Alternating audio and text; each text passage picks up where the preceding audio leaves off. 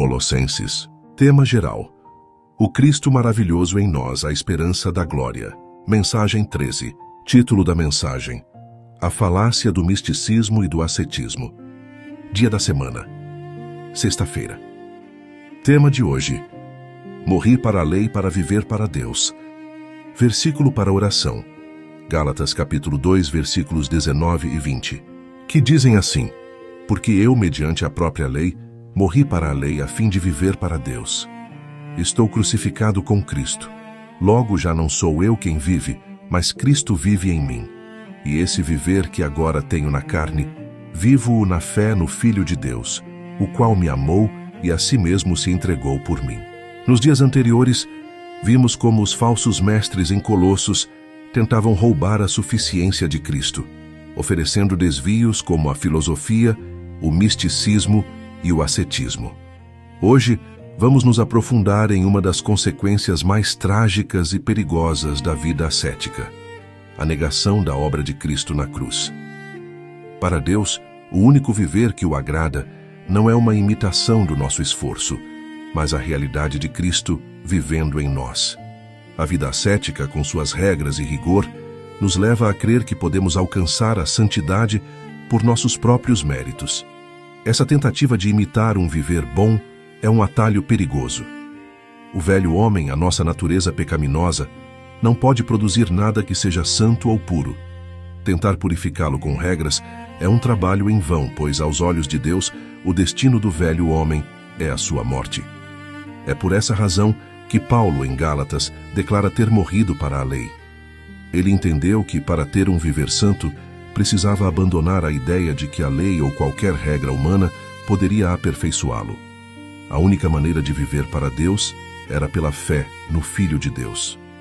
O ápice da experiência humana não está em ser bom, mas em poder dizer: já não sou eu quem vive, mas Cristo vive em mim. Que verdade gloriosa!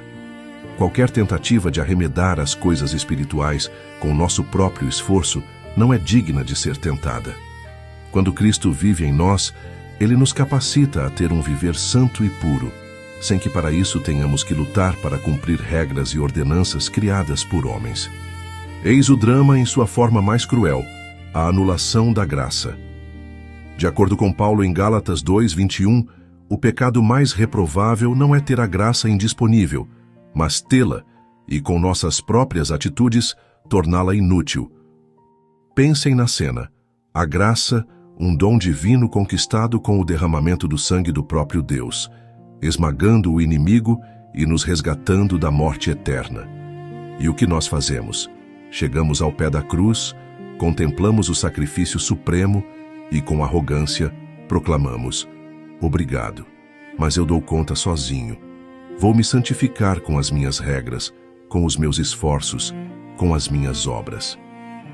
Anular a graça é dizer a Cristo que sua morte foi desnecessária. É como se ele tivesse derramado seu sangue precioso em vão. Essa atitude transforma o caminho da cruz, que é de redenção, em um beco sem saída de esforço humano e frustração. É a maior tragédia da vida cristã, pois transforma a liberdade em um cativeiro autoimposto. Por mais que o inimigo tenha tentado aniquilar a graça, ele nunca conseguiu. Mas nós, com o nosso orgulho e legalismo, temos a capacidade de anular em nossa própria vida aquilo que nem o inferno pôde destruir. É como se o inimigo do Senhor olhasse para ele e, sorrindo, dissesse: eu não pude te destruir, mas eu posso te anular. Aqueles por quem você morreu se uniu a mim e te ignora o dia todo se esforçando para ser uma boa pessoa, sem nenhum relacionamento contigo, quase que dizendo a ti: me viro sozinho.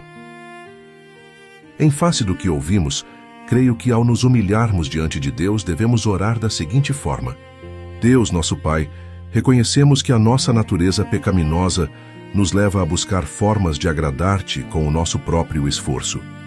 Perdoa-nos por termos tentado imitar um viver bom e santo com as nossas próprias forças, diluindo assim a perfeição da obra de Cristo.